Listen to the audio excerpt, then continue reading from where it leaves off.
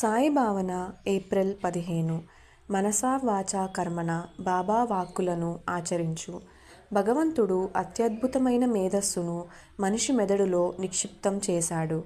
ఈ మేధను ఉపయోగించి ఎన్నో అద్భుతాలను సాధించడం మన వంతు.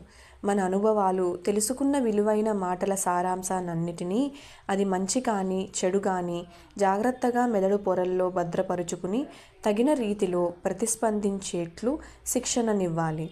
మన మెదడులో అద్భుతమైన మేధస్సు నుంచిన బాబా ఎంత గొప్పవారో గుర్తించి మనం త్రికరణ శుద్ధిగా సద్గ్రంథములు పఠించి వాటి సారాన్ని గ్రహించాలి.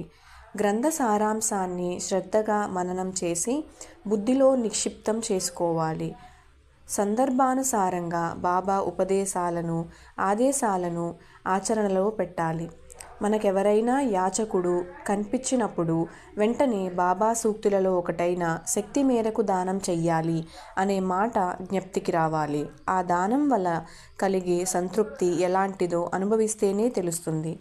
భగవంతుడు ఇతరులకిచ్చుటకే నాకీ ధనం ఇచ్చాడు, ఈ ధనానికి నేను కేవలం ధర్మకర్తని అని ప్రతి ఒక్కరూ గుర్తుంచుకోవాలి.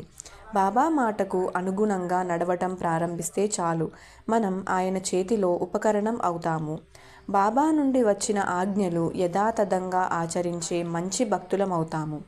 ఈ విధంగా మనం భగవంతుని ఆజ్ఞలను ఆచరణలో పెడుతూ ఉంటే స్వచ్ఛమైన భగవంతుని సేవకులం అవుతాం.